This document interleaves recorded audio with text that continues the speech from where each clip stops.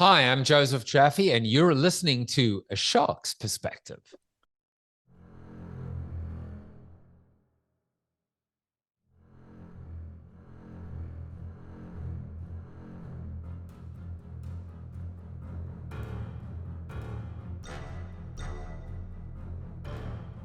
Welcome back, and thank you for joining A Shark's Perspective. I'm Kenneth Kinney, but friends call me Shark. I'm a keynote speaker, strategist, a shark diver, host of this show, and your chief shark officer. What's the lifespan of a company? After all, empires fail. Many come and go, while others try to cheat the sands of time. Yet why is it that companies constantly fail to innovate and get, frankly, too big to succeed? What's their future? Should we just say thanks and let them shut down with their final product offering? And why are so many of these companies just built to suck? Joseph Jaffe is a talk show host, a consultant, speaker, author of Built to Suck, The Inevitable Demise of the Corporation and How to Save It, and his newest, Forever Changed. And on this episode, we'll discuss companies sucking less with bad service, life in your message before the pandemic and after, and more after a heart scare, Web 3.0, NFTs, what the next generation wants in a corporation, community, scarcity, a collective, an abundance mindset, an armored car in Venezuela, and kidnapping insurance, South Africa's way in the world, Nelson Mandela, Elon Musk, Jaffe and fruit juices, pandemic platform, superhero fights, won't eat carbs, and a lot more. So let's tune into a not famous Joseph with an infamous shark on this episode of A Shark's Perspective. Joseph, welcome to A Shark's Perspective. Would you please tell us a little bit about your background and your career to date? Yeah, well, my new way of describing myself is not so new is BPAP, before pandemic, after pandemic. So before pandemic, I was a chronic consultant, speaker. I've written 5 books. I've keynoted in 50 plus countries, including Venezuela, of all places. And then, of course, the pandemic hits, everything goes to hell in a handbasket, and I became a talk show host. So, today, if you ask me, and you just did, I'll tell you I'm a talk show host, and I'm proud of it. And in addition to that, I dabble a little bit in the Web 3, and so it's Just a been little bit. yeah, just a little bit. It's been an interesting journey. So why did you say Venezuela?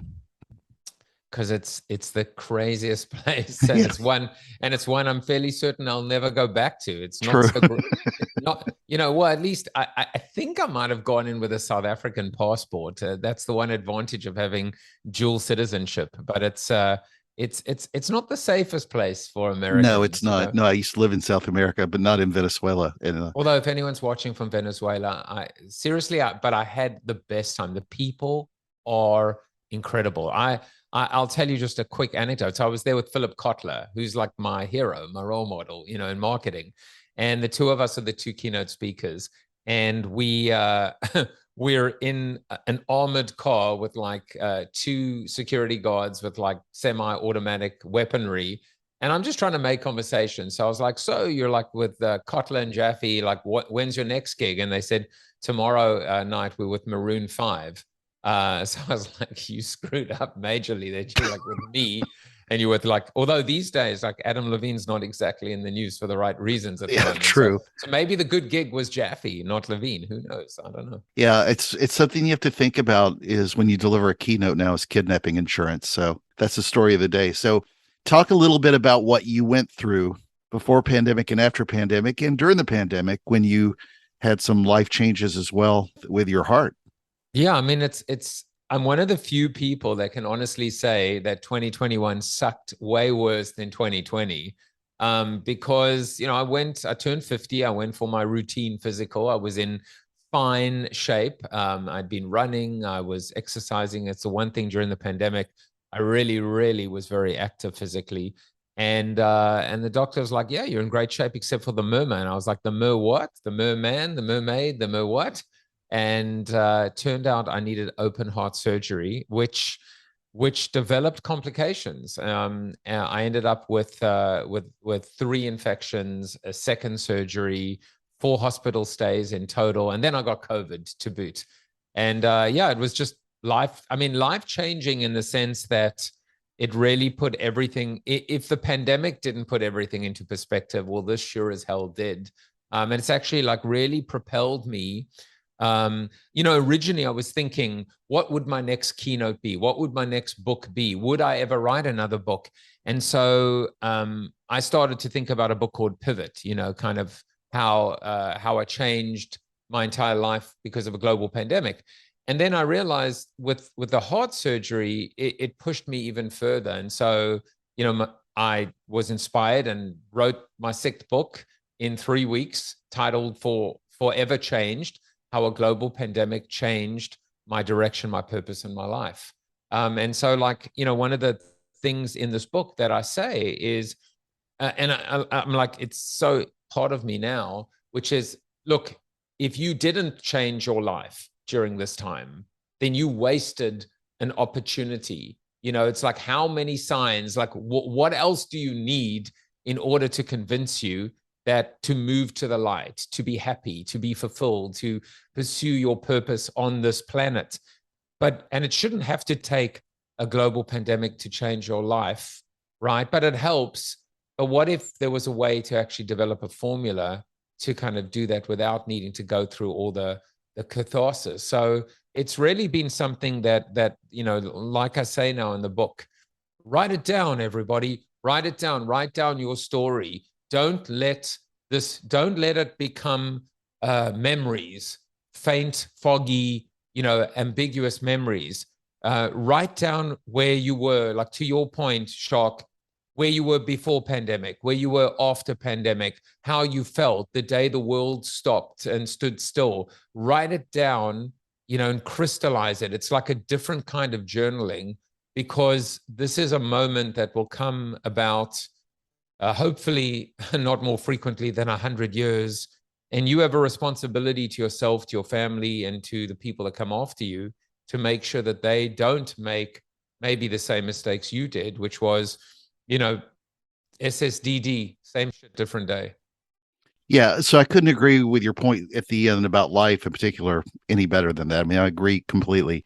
How do you think this has changed you with your marketing message? Because you speak to audiences as well, and you're doing it through your talk show from a marketing perspective, not just a life perspective. How are you approaching that differently than you did before? I've always been, my whole career has been skating to where the puck was going, right? The Wayne Gretzky quote. And I've always been pretty good at predicting, not the future in terms of, the singularity and all this crazy stuff, but like very good at being able to anticipate what's next. As a case in point, in 2004, when I wrote Life After the 30-Second Spot, I came up with 10 approaches. One of them was called communal marketing, which I defined as marketing to and through communities. Social media as a term didn't exist, and nor did Facebook. One of them was consumer generated content. YouTube didn't exist yet. So I really have a track record of being able to kind of, plot out where the world is heading. And so in many respects now, I look at marketing, and even yesterday in my keynote, my first IRL keynote I gave, I said, well, the question is, can marketing, everyone says marketing is dying. Can marketing be saved? Can the corporation save marketing? To which I say, can marketing save the corporation? Number one. And number two is it's moving towards what I call now community capitalism.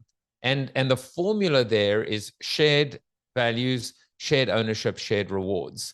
So it's a different kind of marketing, right? Even when I wrote a book called Zero Paid Media as the New Marketing Model, I would say, don't pay for attention, pay attention. But there was a bigger vision, which is what happens when marketing moves from being an expense, a cost center, to a revenue generator, where we move from being tenants to landlords. So for me, marketing serves a mission critical purpose, but it's one where we are not just spraying and praying, telling and selling, but it's one that we can actually really, I think, for the first time, deliver on the promise and potential of community. Shark, ultimately, it always comes down to one word, which is differentiation, right? How are you different in the hearts and minds of your consumer? Number one. Number two is why would I choose a commoditized brand A over a commoditized brand B? Whether it's rental cars, whether it's airlines, whether it's hotels, whether it's, cell phones. I mean, I always tell the story. I was walking down the streets in New York City. This is before AT&T bought Singular Wireless. And it said, there was a poster that said Singular Wireless, the network with the fewest dropped calls. And I was like, you're actually selling yourself saying, we suck the least. So that's not a way to build a business and a brand and a relationship. So for me, so what differentiates if it's not the 4 Ps? Well, it used to be, I would say, customer service, customer experience, your call is important to us and will be answered. I'm speaking your language, and will be answered in the order it was received. You are number 275,000 in line. My best is you're very important to us. Your wait time is 1 hour and 45 minutes, but I thought you said I was important to you. So I think there's something even more than that. And for me now, it is going to be this idea of community capitalism. We choose a brand, a company that not only shares our values, but actually is committed to making this world a better place. And listen, perfect timing. Patagonia's founder just gave away the company. So it's like, okay, that's now the gold standard. We can spend the rest of our lives trying to emulate, which we won't. As I said yesterday in my keynote, I would have just given away a quarter of the company. I'm not as big no, but I mean, like, wow, so that's the gold standard, and we can spend the rest of our lives trying to get there. We probably won't. Well, more than that is to go back to the reference about your time in line is now that they'll call you back in a couple of days and they remind you, you never lose your place in line waiting for customer service to call you back. So that's the sad, polite way of them raising their bar. I think the callback is better though, right? I mean, the callback says rather than wait, we can call you back when it's your turn. I can tell you the copy. I remember, I know it. When it's your turn in 2 hours and 43 minutes. And so here's my little juvenile thing that I do, which is they go, please leave your name, and so I go, you worthless pieces of shit, and so what will happen? They go, when you worthless pieces of shit is there, and so that's what I do is like I just insult them, and so obviously the automated system thinks that that's my name. Absolutely. I'm curious, you just got back from South Africa. When you go back and speak to people there, how are people looking at the world differently there? Because the pandemic affected us here differently in the US. I'm kind of curious what you saw when you were there. Well, let me tell you, when it comes to healthcare, I'm not sure we are the gold standard in the world at all. It's funny because you pick up different things in different countries. So, for example, I think the healthcare in South Africa is called Discovery Momentum or Discovery or something. And so, for example, when I was there, there is a 5K fun run every Saturday morning. And everyone that finishes the 5K fun run gets like a token, or they have a membership pass, and they log that activity into their healthcare system. And it actually gives them perks and even discounts their monthly fee based on them being active and keeping active. So in some cases, the thing about South Africa, I mean, I'm born there. So like if anybody wants to, like, I'll use myself not in an egotistical or a narcissistic way, but to say, oh, Jaffe, he's got a funny accent and some of the time he's reasonably intelligent. Well, there are many more people like me in South Africa. There's an interesting entrepreneurial spirit. There's a can-do approach. We don't really respect rules that much in South Africa. And so South Africa has produced some really brilliant leaders. And I mean, Nelson Mandela, probably number one. Chris Barnard, who led the first human transplant. So, and then there's that Elon Musk guy who's a little crazy. And Dave Matthews. No, and that's it. No, but I mean, so there is a beautiful can-do approach. But, one thing I've learned from keynoting around the world is, first of all, as someone who wasn't born in the US, we tend to be very US-centric when we keynote, right? So we go to another country, and we kind of don't really often some of us do, but customize or personalize or make sure that what we're saying is not too US centric. And so, one of the questions I'll often get is, well, that's fine for you in the US, but what about us here? And so, like, when it came to like digital, I mean, I was a digital evangelist and then always kind of focused on, I call myself the Robin Hood meets Ricky Gervais. I like to steal from the rich and give to the poor, and drink while doing it, and insult people. No, but that was the old Joe. But I always talk about timing, right? So everything in life is about timing. Would you rather be too early or too late? But here's the thing: if you think you're too late, you are earlier than the people that are going to come, 1 year in 1 year's time, wishing that they had started it when you started it, where you were wishing you started it a year earlier. So in some respects, Victor Hugo once said, there is nothing as powerful as an idea whose time has come. If you believe that the idea is strong enough that it will be universally applicable, and valuable and relevant, well, then it's almost like my message to those audiences would be, guess what? Like, I've seen the future and this is the future. You now have a head start. So good luck. And you're out in front if you take advantage of the opportunity. So that's how I've always dealt with different, audiences, and realizing that not everyone is at the same place at the same time. Yeah, and the only reason I ask is I've lived in other countries, I've spoken in other countries as well. Probably not as many as you, but I'm always fascinated by people that are looking at the US a different way, looking at their own lives a different way. And really, it just helps you develop a broader perspective that's, again, to your point, not so insular and isolated And from the rest of the world. I think social media has done that here a lot. In a lot of countries, aren't spending nearly the amount of time as we are. There's a and couple of I've countries that are spending a lot more. It's very interesting to see how people think all over the world. And I've also keynoted through several US presidents.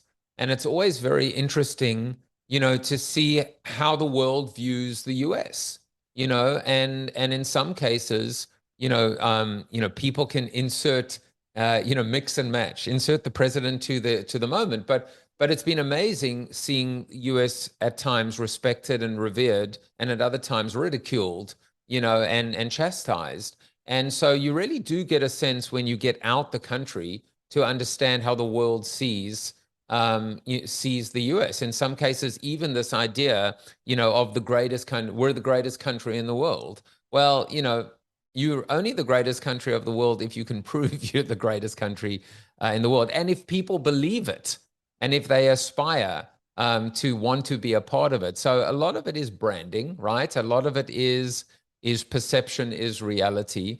And so, like, I've enjoyed that part of the travel. I've enjoyed that part of meeting new people and always expanding my belief set, and sometimes, suspending disbelief, and being open to different perspectives, and always adapting accordingly. Well, it wasn't so much a marketing question. I think I was just thinking about your heart surgery because I've got friends that still come over here for more innovative procedures, but access to basic healthcare in a lot of other countries is a lot better than it is here. Yeah, and in terms of specialists, for sure. I mean, because again, the thing is, this is such a huge market, and so one of the things that I've always loved about the country is that, you really can be super successful by being mediocre. If you think about it, I mean, you can if you find something or develop something, even like what I love about it, speaking of sharks and Shark Tank, you can find a product that really is a mass market product. And that's the beauty of it, is like you can really deliver and create and tailor and merchandise a product that is tailored to the early and late majority, right? 68% of the audience. And if you just do the math, and we certainly have the means and the mechanism in the form of Amazon and Instagram, etc. That is the essence of the American dream. That, and the ability to be able to build and sustain a life. So it's funny how we're like talking about this, but really, like, it's relevant to me because when I wrote Built to Suck, the inspiration behind it was a chart that I saw in my daughter's classroom that basically showed 5,000 years of history.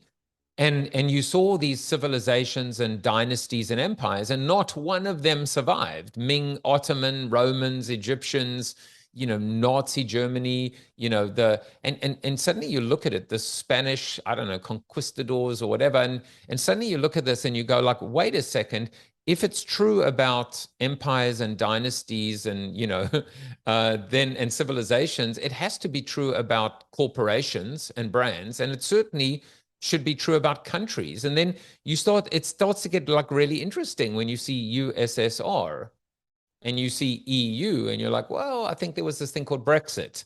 And then suddenly you look down and you see USA and you think, well, I wonder, is it possible? It has to be. How is it possible? If you apply the reverse logic, it becomes obvious. How is it possible that this young country will somehow cheat the sands of time and be able to do what no one else has done before? And the answer is without innovation and disruption, and even with, it's inevitable, what's going to happen. And that is, like, as I say in the book, suckage is inevitable. With size and scale comes suckage. Deal with it. You worked in the title of 3 of your 5 books without me even getting to ask you, or 4 with the new one. So I was going to ask you about your Look, book that's what that happens really when you join the conversation. exactly. So your book from a few years ago that brought you obviously a lot of fame was Built to Suck: The Inevitable Demise of the Corporation and How to Save It. How do we go about saving these behemoths, and what does a company learn from sucking less? Yeah, well, the key to success is to suck less, but that is just the band-aid solution, right, to a gaping, hemorrhaging wound. And the funny thing is, I'll tell people that are listening, I don't even care if anyone buys a copy of the book anymore. Like in my like after pandemic life, it's not even a part of my life anymore. I really don't care anymore. Like, I tell you what I do care You about. mean from a monetary standpoint or from a message standpoint? From a message standpoint, I absolutely want them to. In fact, I'd rather give them the book, you know. But part of it as well, and I'll come back to your question, is we need a new model. We need a new model that benefits authors and artists, as our mutual friend Fanzo says, take the struggling out of struggling artists. And one of the things about this new book, about Forever Change, is it's going to be the world's first book where readers earn royalties. And I actually think what excites me about this is that I think that every book could go the same way. Every movie could go the same way. Every band or every concert or album could go the same way. That we actually say, I mean, this is community capitalism, that we share the spoils with the people that keep us in business, which is our fans, our customers, etc. To answer your point, there are 4 pillars in Built to Suck, which is digital disruption, customer obsession, talent resurrection, and corporate citizenship. Now, all of this preceded this world now of Web3. So now corporate citizenship would very much fall and feed into community capitalism, right? To be a global citizen, a global corporate citizen, like a Patagonia, like we've seen with Lululemon, like we've seen with leaders like John Mackey, or or even luminaries like Philip Kotler. It's not, or even the Business Roundtable saying the primary responsibility of a corporation is to serve all stakeholders, not just external shareholders. So you've got those 4 pillars, but ultimately there are a couple things. One is this, maybe one of the most certainly one of the top 3 things I've ever come up with is this idea of heresy. Are you prepared to put yourself out of business before somebody else does? What if you fired yourself? What if you left money on the table? What if you slaughtered the cash cow? What if you funded your competitor? I came up with all these heresies. Every single one of these heresies has come true. What if you got out of the business you were in? Amazon doesn't sell books anymore. I mean, not predominantly. What if you turned your back on your customer? This idea of firing a customer. I mean, REI closing on Black Friday, Netflix stopping to sell DVD. All of them have happened. Andy Grove firing himself at Intel. So one of the ideas is to just, I almost say it's the 3 Ds, right? Which is disrupt, okay, dissect, or dissolve, right? So when a company becomes too big that they lose their competitive edge, that siloed, dysfunctional, slow moving, risk averse, in other words, a company, a public company, when you get to that point, you only have 3 Ds, right? You either dissect and break it into smaller parts, right? You disrupt, you reinvent, or you dissolve. You say, in fact, one of the ultimate heresies is, what if a corporation had a term, like there were terms for corporations? Like we certainly think members of Congress should have some kind of term limits. What if there were term limits for corporations? You'd be like, P&G gets to 100 and they go, well, thanks everyone it was a great run. We'll let Enjoy the somebody soap. else. Yeah. Yeah, we'll enjoy the soap. The title of this podcast should be Enjoy the Soap. People are like, Yeah. Well, so how do you argue that though with people that eventually just want to make money? Because as good-hearted as that is, how are you going to convince a generation of people to change the way they look at just the greed they make in a corporation?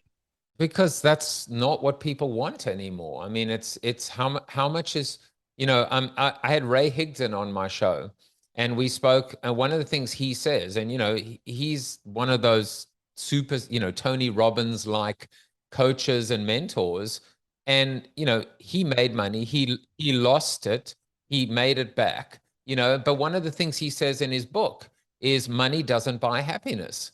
And so I said, well, let me push back on that, which is it's fine for you to say because you have money, So like I gave him that, and he said, well, here's the thing. It was a really interesting insight. He said, money and happiness are actually two different things, but somehow we've, correlation to what's it? Causation doesn't equal correlation, right? Or the other way around, whatever.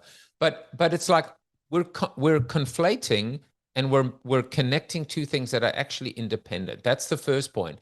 The second thing, which I loved about it, he said, look, when you don't have money, you compare yourself to someone who has money.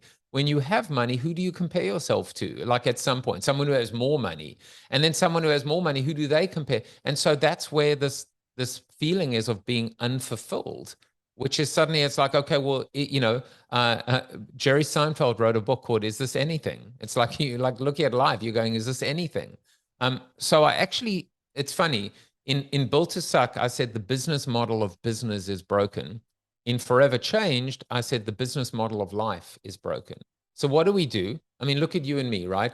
We spend all our lives accumulating wealth, but specifically as speakers, living out of a suitcase, traveling the world, missing out on our kids growing up, on all these moments. And then finally, when we can settle down and enjoy it with them, they're gone.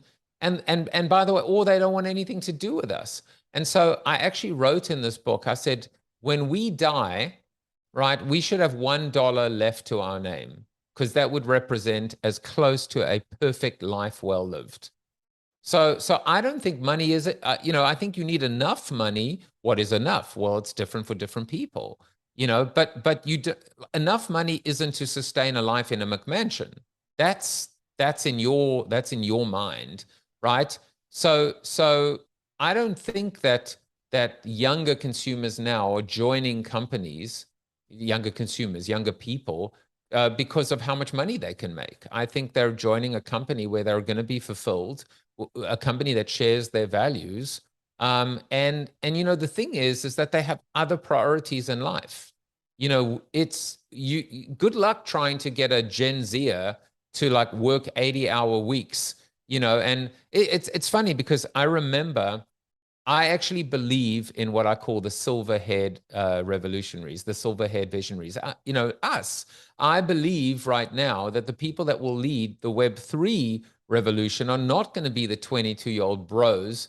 They're going to be the people that lived pre-Web 1 and then Web 1 and then Web 2 and now Web 3. And they have enough experience combined with wisdom and grit and resilience to be able to say, we know how this plays out.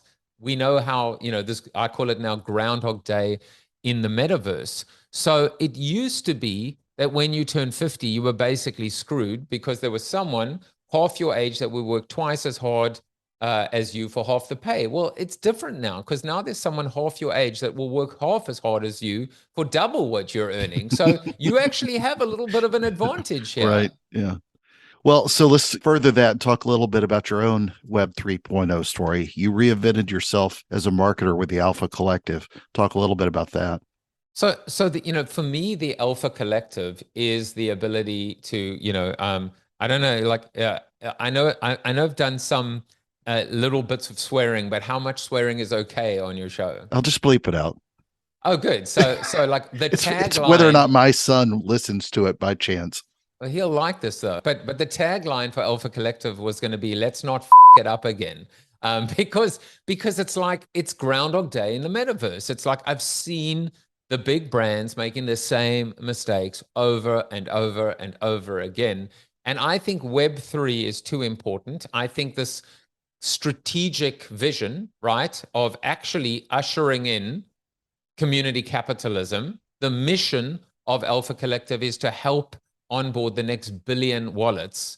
I believe in shared values, shared ownership, shared rewards. And so, in creating this premium community meets conference, meets mastermind with 52 keynote speakers over 52 weeks, the safe space where brands can come in and collaborate with creators, with founders, with degens, with crypto natives, can learn and can make decisions, without what I call now brand FOMO, right? Because half the time you've got, not half the time, but you've got brands leaping, forward into Web3. Why? Because it's a PR play. And it actually tends to backfire because then all the natives chastise and say, yet another clueless brand doing a clueless activation. And then, of course, the mainstream media picks up on it, all the lazy journalists. And the next thing you know, everyone now is once bitten, twice shy. So I've just seen it so many times. The other thing as well, and I started a company called Crayon. And 15 years ago, 2007, we were in Second Life. We were in the metaverse when the metaverse actually meant something. We did a program for Coca-Cola called Virtual Thirst. The whole idea is Coca-Cola, world's most loved, world's biggest brand, world's most ubiquitous brand, 204 countries, right? They're wherever the consumer is. So if the consumer is in Second Life, well, then Coke needed to be there. So what is Coke in the business of? Quenching thirst. Well, how do you quench a thirst if you're an avatar in a virtual world? Well, does it have to be quenching a thirst for, like, what about a thirst for knowledge? What about a thirst for meaning? What about a thirst for connection? So we actually developed a whole program. But then what happened is a journalist calls me and says, "Hey, I'm doing a piece on Second Life. We'd love to profile you." I'm like, "That's awesome. And do you think you could introduce us to your co-client?" I said, "Hell yeah, of course I can." Right? So we sit down, I'll never forget it. And the journalist says to me, "So can you show me Second Life?" I said, "But surely you're in Second Life." And he's like, "No, I've never been in before." I said, "But you're doing a whole piece on it." So I showed them around, I took them in. Well, it was a complete hatchet sandbag job. The headline of it is, how brands are wasting millions of dollars in a deserted wasteland. Sound familiar, right?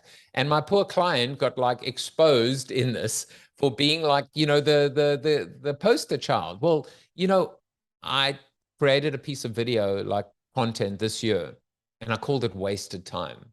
And I said, can you imagine what we could have achieved in the last 15 years if we had trusted ourselves and our consumer and not necessarily, the false prophets and the lazy journalists?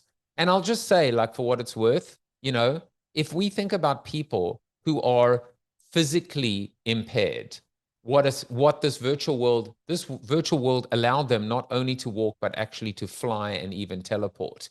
So there are a lot of interesting use cases. And so for me, Alpha Collective is always, don't look at the finger, look at where the finger's pointing.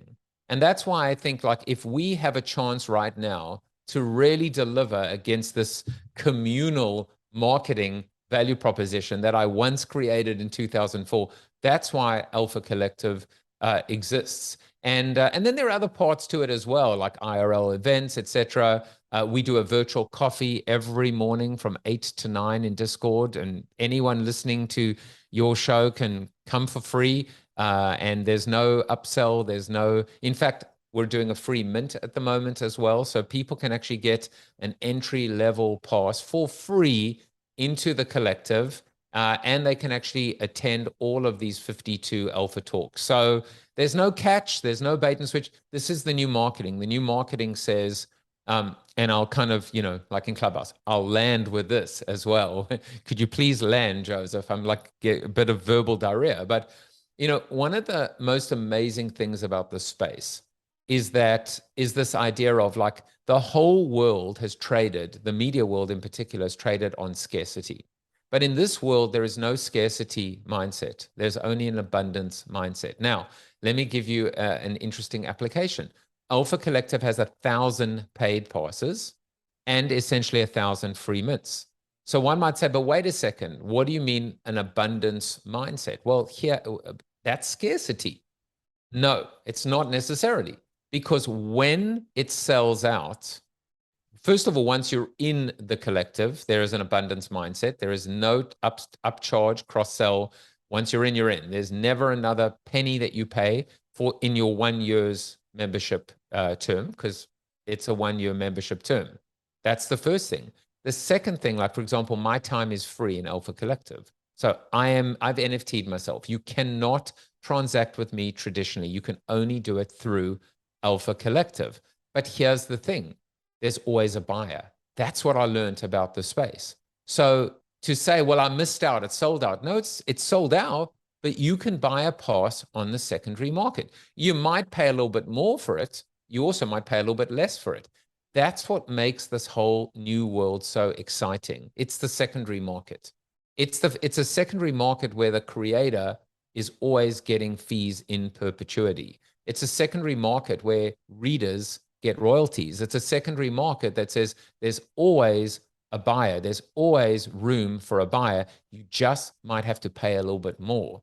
And so all of this, I hope that Alpha Collective will be a use case in of itself for any personal brands like myself as a host, or associations, or communities, or masterminds, to say this is a working model for us to come together with an abundance mindset and do it it doesn't even have to be about Web3. So in season 1, it's the business of Web3. In season 2, it might be the business of storytelling. We might completely, with members voting, it might be the business of omni-channel. It could be the business of customer experience.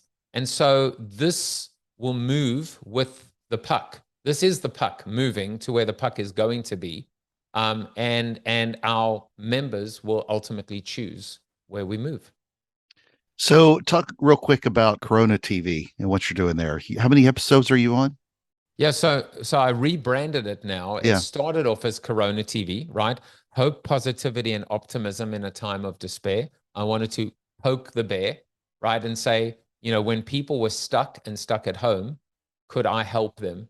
Right.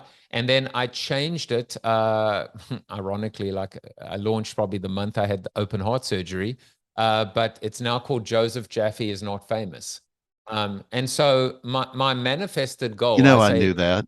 I huh? go to the Corona TV link all the time out of habit. I've seen it so much I just sort of remembered it that way. And the funny thing is, like, it's what we were discussing before, by the way. It's like it actually hurt me, even though I came from such a place of love, because I just got shadow banned and I couldn't promote it because the so-called AI algorithms in Google thought that I was trying to exploit a pandemic for my own financial gain. I've never made a penny really out of the show. But I will say to people that are listening, which is I'm manifesting my goal, which is I want to get the show picked up by a CNBC, by a Cheddar, by a Netflix. I really want to share the show. This is my purpose. This is what I was put on this world to do. And so I say to anyone, like, call me. Anyone knows someone? All I need is one human being that believes that, in a business talk show that doesn't have to be boring. There's my elevator pitch. Agreed. Well, Joseph, I asked this of all my guests, and especially considering where you hail from originally, I got to ask, what is your favorite kind of shark and why? No sharks. I'm scared of them. Um, They are uh, rather large. I've been diving once there, and the water is murky, and it's 12 degrees. It's horrible. It's like California I waters. mean, listen, if you're asking me to like think on my toes and I had to like identify a real shark, I'd be like, I don't know. The only one I can really remember is the hammerhead shark. I Yeah. remember from like books. But I mean, but my real answer though, you're my favorite shark, Well, thank obviously. you. Well, the great white sharks down in South Africa are amazing, You are the great white but shark. yeah, but I identify as a hammerhead, so make Yeah. it that way. So, To, well, Joseph, to it's to that's a, to a hammerhead, everything's a nail. exactly well. There you go. So, Joseph, it's that special time of the show. Are you ready for the five most interesting and important questions that you're going to be asked today, or at I'm least gonna until 10:30 Eastern? I'm gonna do my best. All right. You started off with Jaffe Juice is the podcast, so we're going to talk juices: apple juice or orange juice. For me, I love apple juice, and I it's weird. Like I love banana flavored and apple flavored and great. I love fruit flavored candy in particular. Nice. All right. Number two, more beautiful place to visit: Johannesburg or Cape Town? It's like I know the sorry if you live in softball. Johannesburg is not. There's nothing. Mm-mm. The people, I had a friend, a good friend from Johannesburg, and he would say, he would say Cape Town, big mountain, little people. So the people in Johannesburg, it's like Melbourne to Sydney. But I mean, Cape Town is seriously one of the most beautiful, beautiful cities in the world, and I've been to many. All right. Number four, Was that or was sorry, that number three. Number three. I want Thank you. number three. Don't cheat me out of No, three. no, no. Number three, two of the social media platforms that jumped out during the pandemic: TikTok or Clubhouse? So, such a good question. I mean, the one that clearly won is TikTok. I mean, the one that has been a Clubhouse is still just will be like, unfortunately, a little footnote that no one will remember. It's a great case study in how to completely screw up in my presentation yesterday. I said if you gave marketers the goose that laid the golden egg, they'd slaughter it and cook it on the grill. That's what happened with Clubhouse. The goose that laid the golden egg was the pandemic, and they somehow weren't able to like. How much of a head start do you want and do you need in terms of the power of audio? I mean, this is a podcast. Audio is amazing, but it was before and it will be afterwards. But yeah, I mean, I don't, TikTok is just, I don't use it from a B2B standpoint. I should probably, and there are many people that are doing amazing things with TikTok, but these are easy questions because they're not even close. Make them hard. Clubhouse is the MySpace of this generation, so it's obscurity quickly. All right, number four, Superman or Captain Marvel? Who wins a fight? I mean, I mean, that's a great question. Now, I am a DC Comics guy. Always was as a kid growing up. And so from a marketing standpoint, Marvel kicks DC's butt. But They do Superman, today. 20, yeah, 30 today. years ago, it was DC. Yeah, yeah. And what's interesting is not a lot of people know this, but Marvel as a company almost went out of business. So it's a great case study in of itself in terms of heresy and also in terms of survival and disruption, etc. And risk and taking risk. But I have to always say, like, the ultimate is, Superman is Superman. I mean, I know there's the whole kryptonite thing and everything, but he's Superman. He's died and come back to life. That's how powerful he is. And he can't die. Agreed. All right, number five. And the most important question that you're going to be asked today is biscuits or cornbread? So I don't even know how to answer that question because the American version of a biscuit is not what is it's like a scone or a scone Oh, or it's something like much that. better than a scone. Yeah, I'm going with neither because I'm doing intermittent fasting at the moment and trying to eliminate carbs. If it So was I'm your going to go. last meal on earth and you had a carb choice, would you choose biscuits or cornbread? American biscuits. I'm going to choose South African boerewors, which is meat. Like I'm going to completely sabotage your question You're and the say first person who's refused I refuse. But 300 episode plus episodes. you see, but I'll tell you, I sometimes talk about like I call it the death row meal. Like what, you're on death row and you've been asked, this is your final meal. So for me, it's just strings of South African sausage, boerewors. Wors is sausage in Afrikaans, and the boer is the farmer. So it's the farmer's sausage. It's spicy, yummy sausage with cornbread and biscuits. How about that? That's well, I'm you having, eat too much of I'm that, you're going to need dying. another heart procedure. So, Well, yeah, except I'm on death row, so I'm going to go with both. I went okay. from neither to both. All right. Well, Joseph, where can people find out more about you, get a copy of this new book and the old ones, and keep up with what you're doing in thought leadership and speaking and more? It's funny because yesterday in the presentation, I didn't end my presentation with any contact details at all. This is how much This I've is a changed. follow I up to just that said, speech. Yeah. yeah, so I said, I heard recently that when people have hate, they're living in the past. When people have fear, they're living in the future. When people have peace, they're living in the present. They're present.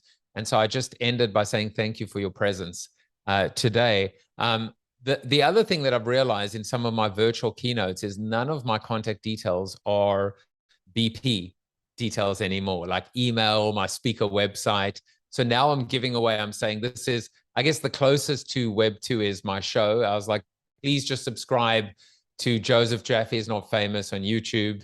But now I just tell people to meet me in Discord. So I would say the number one thing that I would ask people to do, actually, there are three things. One is give the show a listen, and if you like it, subscribe. Number two is come into discord.gg/Alpha Collective. Come into the Discord, introduce yourself, and attend one of our Monday through Friday 8 to 9 a.m. Eastern coffees. It's really a positive way to start the day, and take advantage of either the free or the paid mint, and be a part of this. What I think will be a very, very valuable and special and powerful community. And if all else fails, just Google me. I'm pretty much Jaffe Juice on every platform. There you go. All right. Thank you very much, Joseph, for being with us today on A Shark's Perspective. I'm glad I didn't get eaten by the shark today.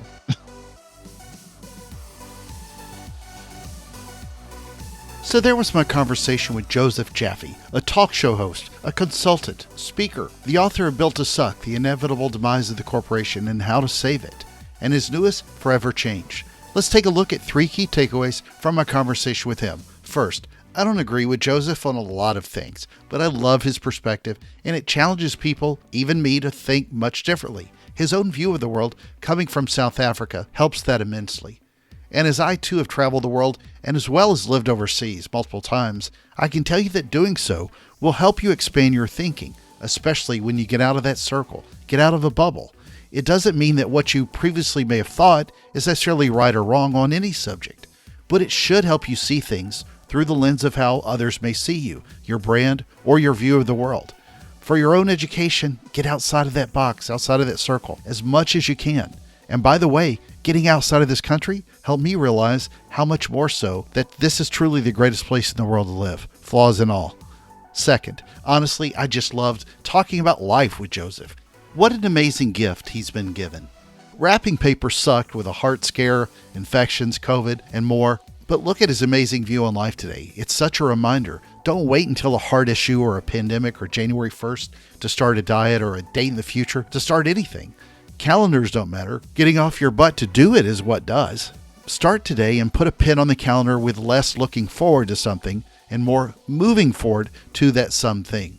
Third, I really love the whole message in his book, Built to Suck.